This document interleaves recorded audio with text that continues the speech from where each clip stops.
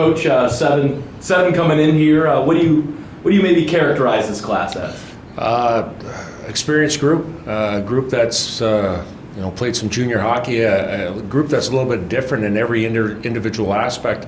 We have some guys that are 20 years old. We have some true freshmen coming in, but kind of a group that has their own individual skill set. But most of all, I think identical character as far as the type of people they are.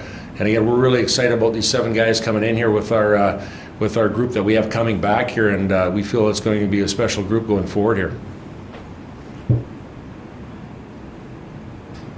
I think one of the things that stands out, you had a couple sets of teammates, more Penticton kids coming in than a couple of guys from Okotoks. Just talk about how that familiarity might help these guys hit the ground running when they get here.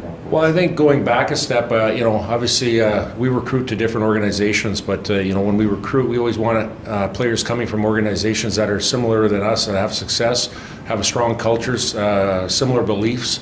And some of these young men that are coming in here, they've been trained at a high level with great coaching, and now it's another transition to our level here at the college, NCAA college level here, where we feel that it's going to be a seamless transition, a relatively low level of trying to get acclimated to get to where we want to go. And again, these young men coming in here, they're going to be coming in here in June, and they're going to be a part of our group going forward here, and they're going to bond together, and they're going to grow together over their 4 years here.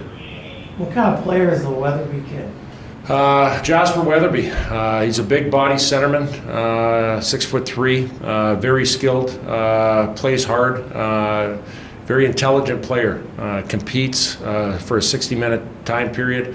Was just out in the RBC Cup, and every time that he was on the ice, he made an impact. And it's one of those things where he doesn't take a shift off, and he's a guy that's grown. I wouldn't call him a late bloomer, but I think he's one of those young men that played junior hockey and got better and better and better to the point where he's maximized his time there, and now it's ready for college. Is he a top 6 forward? Well, again, he's going to have to earn it coming in here, but we project him to be in that role and in coming in here, and obviously with his experience that he's had in junior, we foresee that. But again, it's one of those things where he's going to have to come in and earn all his ice time like everybody else does. To piggyback off of that, is this kind of a class that you see coming in and contributing right away? Absolutely. When you look at from the back end, Jacob Bernard Docker, Jonathan Taconic, they were impactful players in their level of play in Canadian junior hockey. Adam Scheel, obviously starting goaltender in Penticton, and then you go to the forward group here. They all were impactful players in their group here, and we feel that they're going to come in, and obviously each one of them having to earn their ice time, but they're going to be off on the right foot as far as having the experience to do that. Then as far as a coach goes, how do you maybe make their transition to college hockey maybe as easy as possible, or maybe you like to make it a little bit difficult on them to get them acclimated? Well, I think a little bit of both, right? I think they're coming in here, and I think learning the ropes coming in here in the summertime, and they're going to go through some summer school, some strength and conditioning, and kind of getting to know the ropes here in a setting that you don't get thrown into the fire right away. You have a 4 to 6 week period where you come in, see the lay of the land, and then you come back in the fall, and you know what's coming in front of you here. And I think a big part of this is going to be our leadership group, our existing team and our leadership group, because those are the guys that laid down what we do here as far as our culture. And in that 4 to 6 week period, they understand clearly and quickly what we do here. 4 forwards, 2 defensemen, 1 goaltender. Just talk me through the roster makeup. Why you thought that was the right combination? Why 7 was the right number for this group? Well, first of all, in our setting, normally in a typical college environment, you have players that stay 4 years. There's certainty to that, right? You know what's coming and what's going. In our environment, it changes. It's pretty volatile, and in a good way.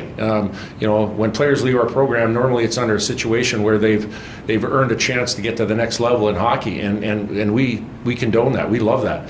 And in this situation here, we've had some players leave, like a Christian Willanen. So now that we have to replace it with a high-end defenseman. So, we have to stay ahead of the curve. And recruiting's 12 months a year, and we have to make sure that we try to anticipate who's coming and who's going. And I think for the most part, we do it right, and we do a pretty good job of it. Anything else? There's going to be any more players leaving. The roster's set now, right? As of now, nobody's leaving, and I don't foresee that. I guess, the risk that you always see is the NHL draft is coming up, and then you have development camps. And obviously, every college team has players going to development camps, and you always kind of hold your breath after those development camps if players get taken away to sign contracts. But I don't foresee anything going on with our group here as far as that happening. Again, it is something that you never know until you're finally on campus in August to see what happens. But we've never lost a player late. Have you watched the Stanley Cup? Oshie, any comments on his play? Yeah, I just love it every time he hits the ice because that's what North Dakota is, and obviously with Pierre Maguire, yelling that out all the time, we love that. He's exactly what we do here, and he makes us proud. He makes us proud on the ice.